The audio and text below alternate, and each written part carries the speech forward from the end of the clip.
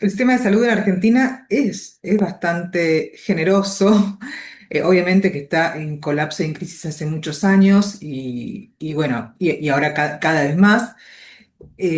Yo creo que para lo que nos tocó vivir en la pandemia, eh, bastante bien funcionó dentro de todo. Obviamente que hay casos, está lleno de excepciones y de casos particulares, eh, pero si lo comparas con otros sistemas de salud del mundo, ¿no? Como Estados Unidos, por decirte, donde si no tenés seguro médico estás en el horno, te morís o quedás endeudado de por vida. En Argentina, donde se da asistencia a todo el mundo, seas venezolano, inglés o argentino, me parece que es un sistema de salud que a pesar de todo funciona, con un montón de problemas, pero que no son ajenas a otras partes del mundo. En lo particular, bueno, obviamente que yo he vivido situaciones que tienen que ver básicamente con la desidia humana, ¿no? Que se puede vivir digamos, a mí me pasó en el sistema privado, pero que se puede vivir, digamos, en cualquier sistema de salud, en el público, o en el privado o en una obra social. Tu trabajo, Soledad, tiene que ver con la parte del periodismo de investigación. Estás lanzando una nueva edición sobre tu libro Las Blaquier. En ese sentido, me gustaría preguntarte por dos canales, básicamente. Primero, ¿cómo ha sido el proceso profundo de tu investigación sobre las fortunas y la corrupción en Argentina, de las grandes fortunas, y específicamente sobre la familia Blaquier y sobre el Imperio Ledesma? Pero también me gustaría preguntarte sobre cómo ha sido esa unión que vos has logrado ver claramente entre la secta del yoga, la llamada secta del yoga, y esta fortuna, sus formas de financiación y sus entramados con la política, no solamente con la política contemporánea, sino también con el proceso de las dictaduras cívico-militares en Argentina. Bueno, digamos, la edición actualizada se lanzó el año pasado, ya pasó un año. Ahora el sábado que viene vuelvo a la UBA, que me volvieron a invitar a las sedes sociales a participar de la Semana de la Memoria. Y estuve de gira por todo el país y demás. También lo presenté en la Exesma en marzo de este año. Y yo en realidad investigué, bueno, yo venía investigando obviamente la clase alta con Máxima y retomé, Las Blaqueras salió hace 14 años y la reedición el año pasado y investigué puntualmente a la familia Blaquier, que es una familia muy poderosa. Una parte de ella, pues son muchos los Blaquier, los que son los poderosos son los Blaquier Arrieta, que son los dueños del Ingenio Ledesma. Y, y bueno, y a ver,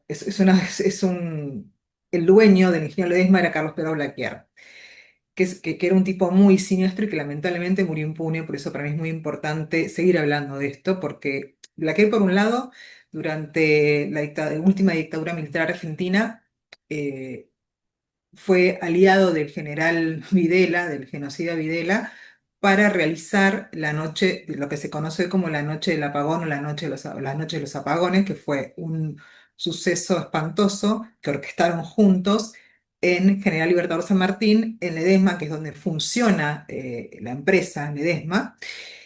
Y lo que hizo Carlos Pedro Blaquier y su mujer, René Larrieta, yo la sumo porque nadie suma a las mujeres, pero las mujeres son también cómplices, ¿no? Digamos, ninguna esposa deja de saber lo que hace su marido, y aparte que Nelly Larrieta era la dueña original del Ingenio Ledesma. Entonces pusieron al servicio de Videla las camionetas de Ledesma, el aeropuerto, algunos de sus empleados para hacer desaparecer a sus propios empleados. Entonces, el 20 de julio, el Día del Amigo, comenzaron esta serie de apagones donde apagaron el generador eléctrico de la ciudad, digamos, que estaba en el predio del Ledesma, del ingenio, y empezaron digamos, imagínate toda una ciudad oscuras, absolutamente oscuras, con gente que estaba reunida en la calle, en los bares, en la plaza, en las casas, y entraron civiles, gendarmes y militares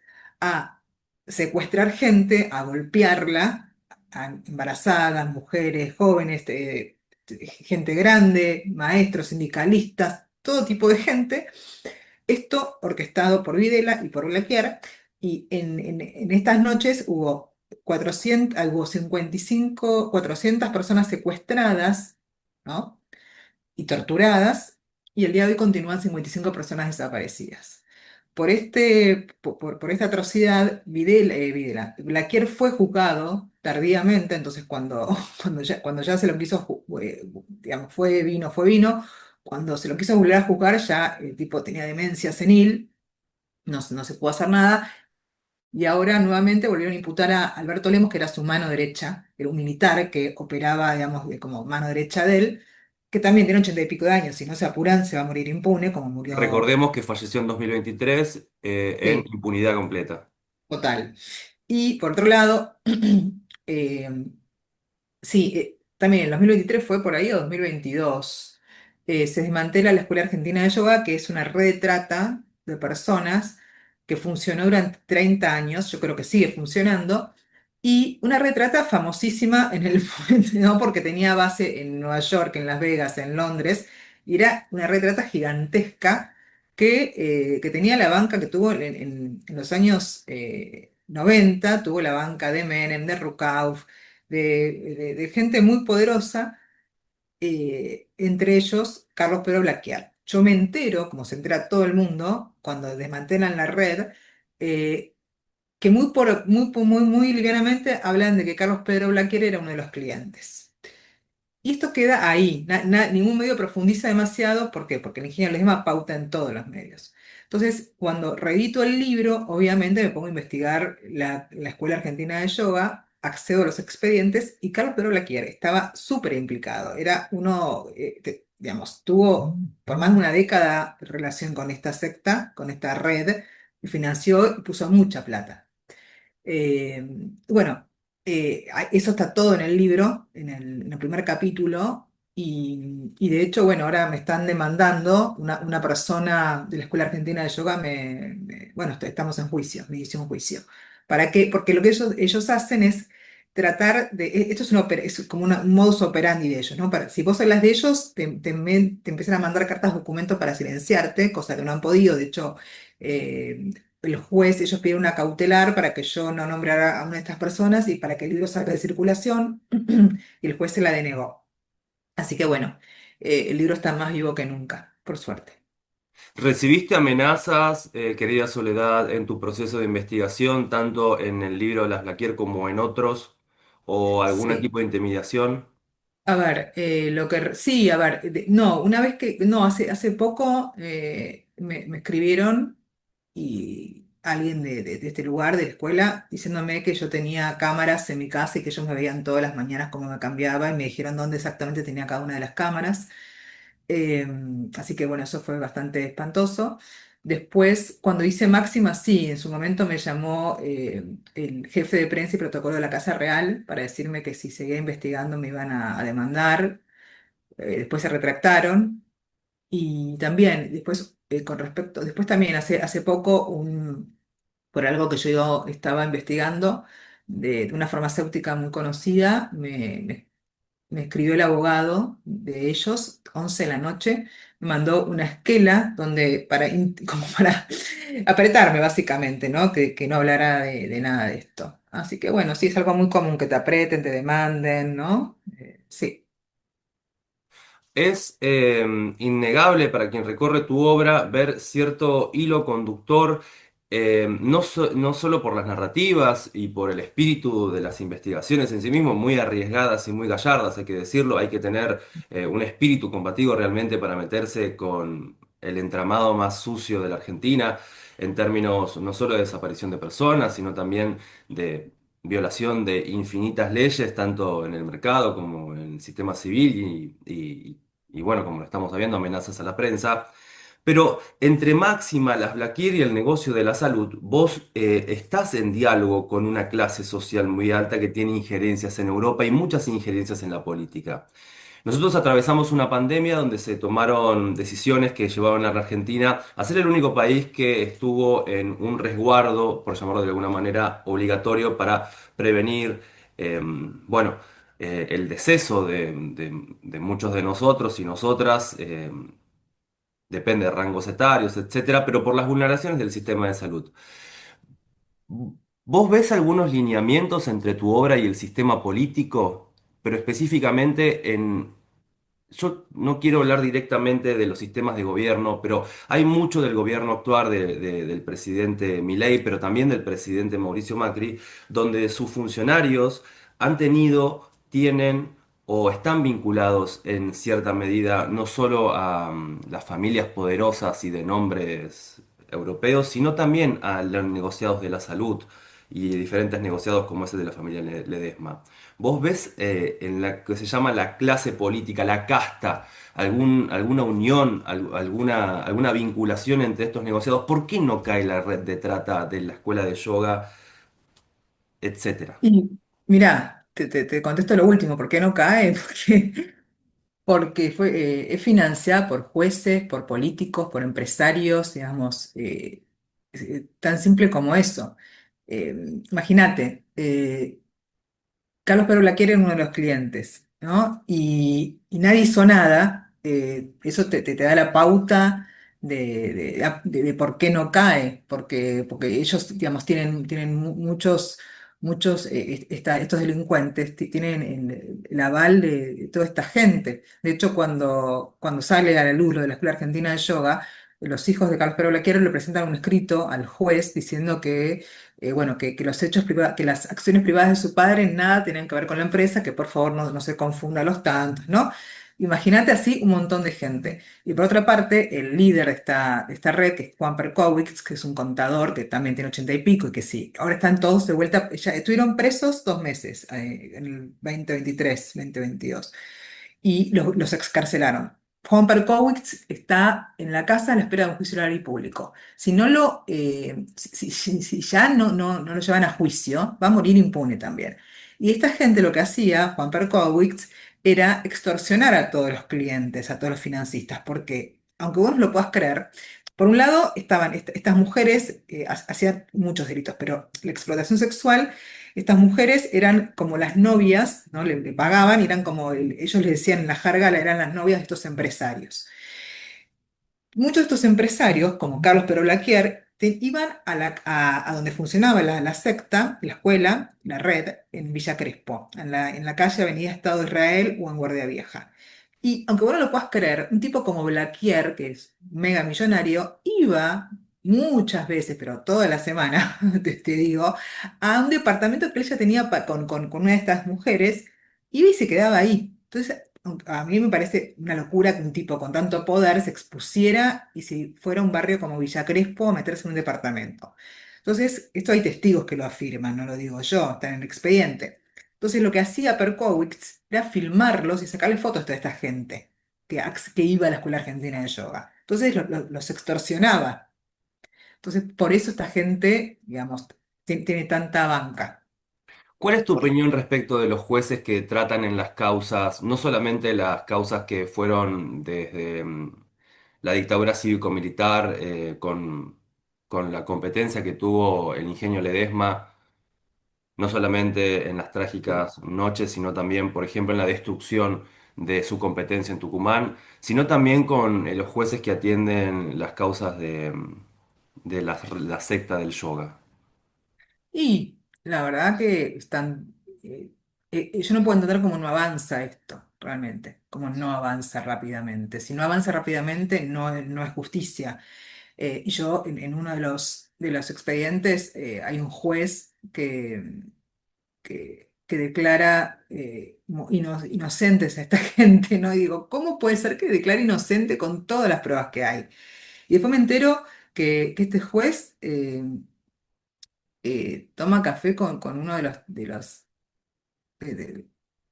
mujeres explotadas, que ellas no se consideran explotadas, también hay que decirlo, y no se puede creer, ¿no? ¿No? Y tiene que ver con el dinero, básicamente, ¿no?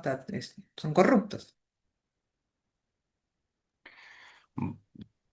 Me gustaría preguntarte por tu labor periodística, ¿por qué te dedicas a esto, Soledad, poniendo en riesgo tu salud, tu Mm. imagen pública? ¿Sos víctima de amenazas, de persecuciones? ¿Qué es lo que te lleva a profesar tu profesión justamente tan férreamente? Mirá, es vocación absoluta, claramente, ¿no? Porque esto no te deja plata, los libros no dejan plata, todo lo contrario. Es vocación, es algo que me apasiona desde que nací. Eh, Simplemente eso, ¿no? La búsqueda de la justicia y de la verdad. Y lo tengo muy adentro, no, muy incorporado. Vos sos una periodista con casi 20 años de experiencia en el medio. Sí. ¿Qué podés decir de las Ah. nuevas formas hoy que tiene el periodismo, tanto en las nuevas redes sociales, el periodismo más vocativo, como puede ser esta entrevista de un estudiante con una referente dentro del campo, pero también cómo se ha transformado la industria de la comunicación y si esto va a favor o en contra de este tipo de investigaciones que suelen ser tan polémicas?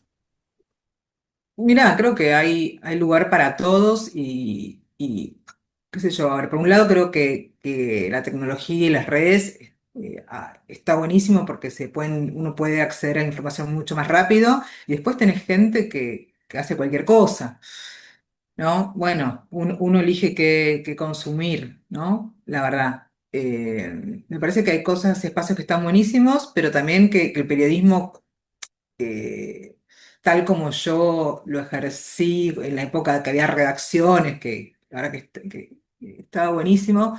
Hoy cualquiera es periodista, eh, pero no cualquiera puede transmitir algo con verdad y sentarse en una mesa, ¿no? Por decirte un streaming, hablar de la vida o como si fuera un asado de amigos, no es hacer periodismo.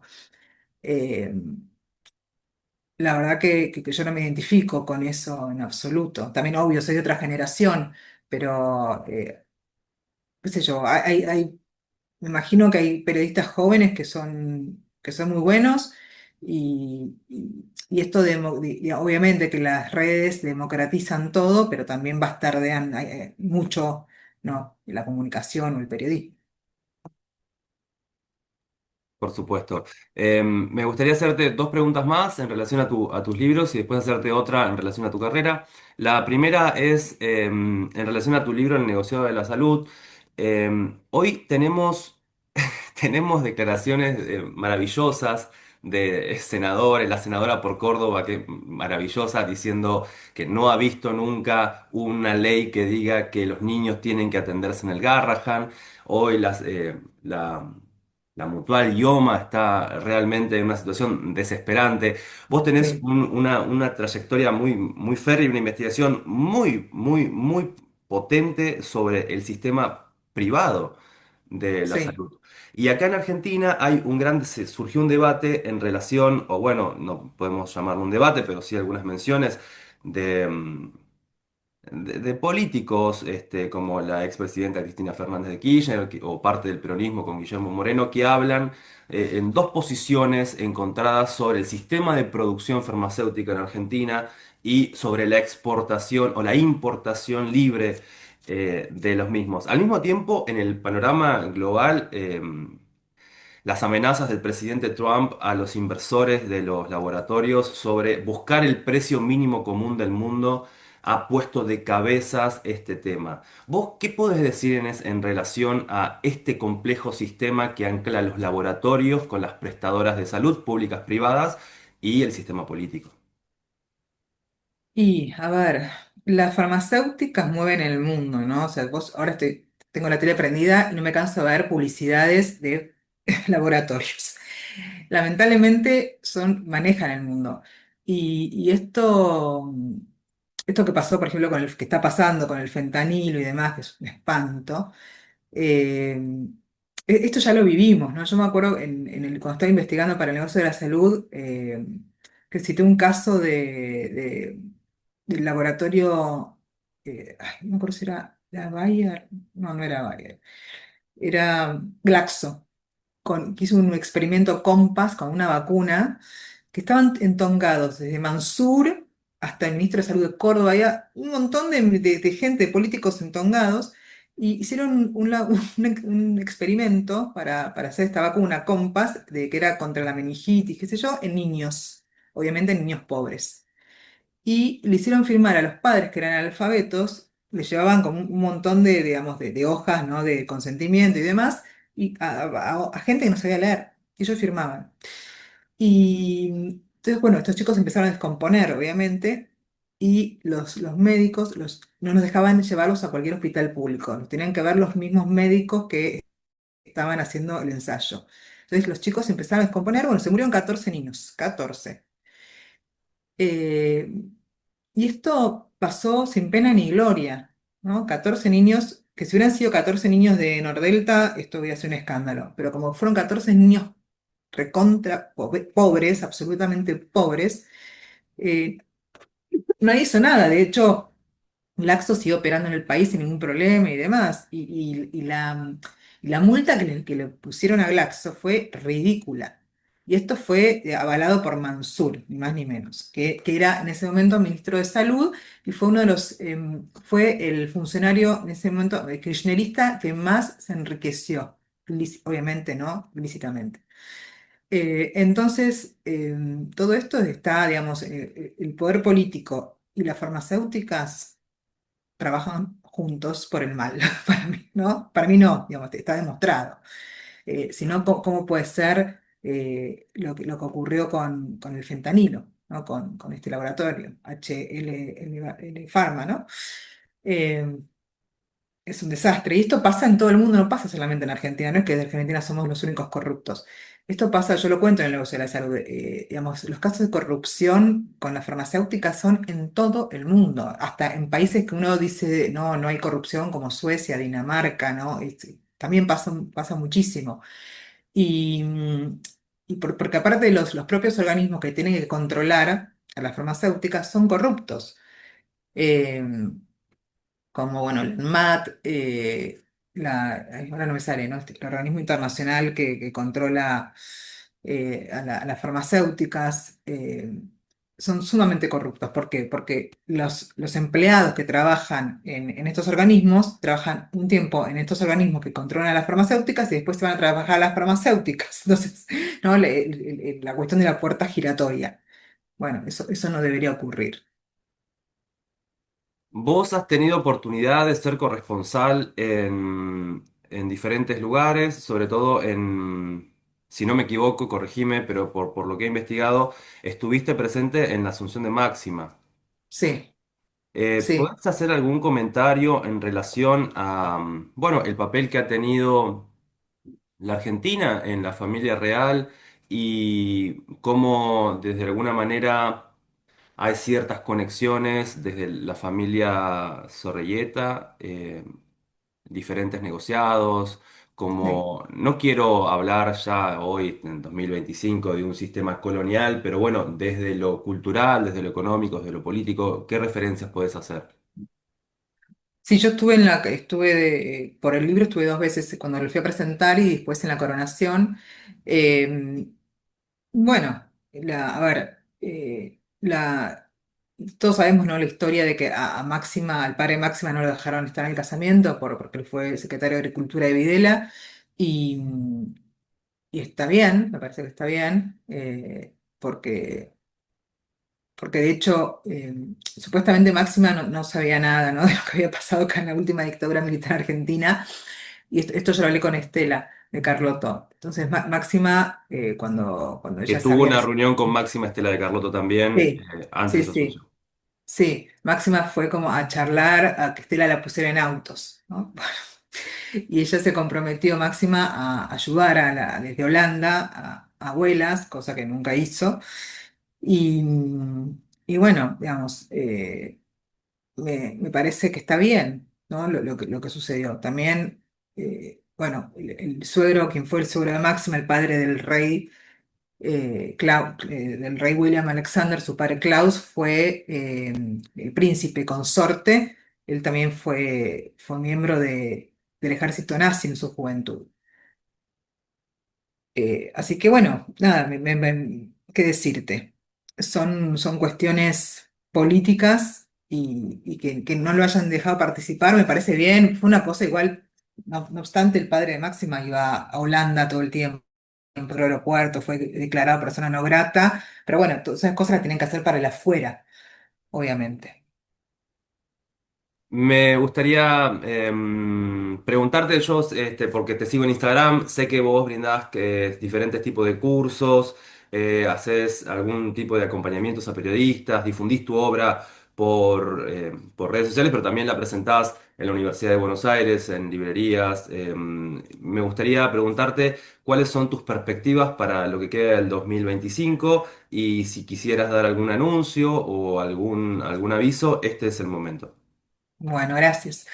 Mira, bueno, ahora el próximo 28, jueves 28, voy a estar a las 18 horas en la biblioteca de la Facultad de Ciencias Sociales de la Universidad de Buenos Aires, debatiendo sobre las Blaquier. Y bueno, y después, bueno, te tengo varios talleres.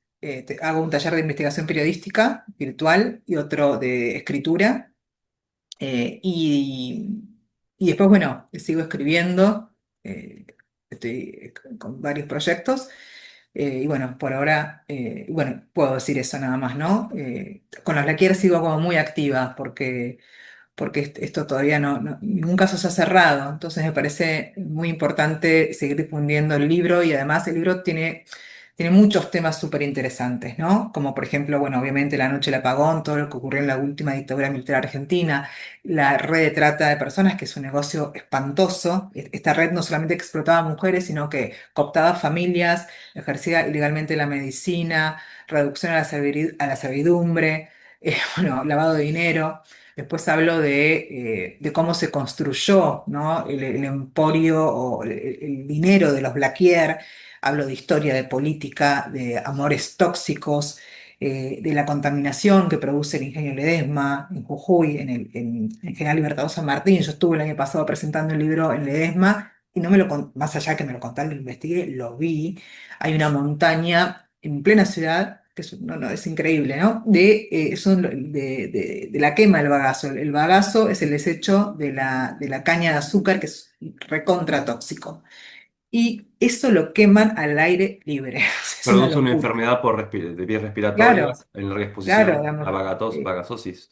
exacto. Está el caso emblemático de Olga Aredes, Olga Márquez de Aredes, que es ni más ni menos que la viuda de Luis Aredes, el primer desaparecido de Ledesma, que murió producto de un cáncer derivado de la vagasosis, ¿no? Y ella luchó un montón para que esto se probara y no llegó a, digamos, se murió antes. Y esto produce un montón de enfermedades respiratorias y muerte. Y de hecho está lleno de farmacias en Ledesma, ¿no? Que es una ciudad muy pobre, y las casas de los altos ejecutivos del ingenio están todas perfectamente selladas justamente por el humo de la quema del bagazo. Pero la mayoría de la gente que es pobre se muere, o sea, se muere o se enferma, digo. O sea, el aire que vos respirás ahí, que yo estuve, yo lo respiré, es un olor espantoso como a caucho, no puedo describirlo. Entonces, realmente esto sigue vivo, y hay que difundirlo, hay que contarlo, digo, porque los medios no lo publican, justamente por el poder que tienen los Blaquier Arrieta. Voy a dejar de grabar, te agradezco muchísimo esta entrevista, espero que sirva para la causa y aporte a la difusión de tus libros, que son siempre tan interesantes, y espero poder tener la oportunidad de volver a charlar en otro momento con vos, Soledad. Dale, muy amable, Emiliano, muchas gracias. Dejo de grabar.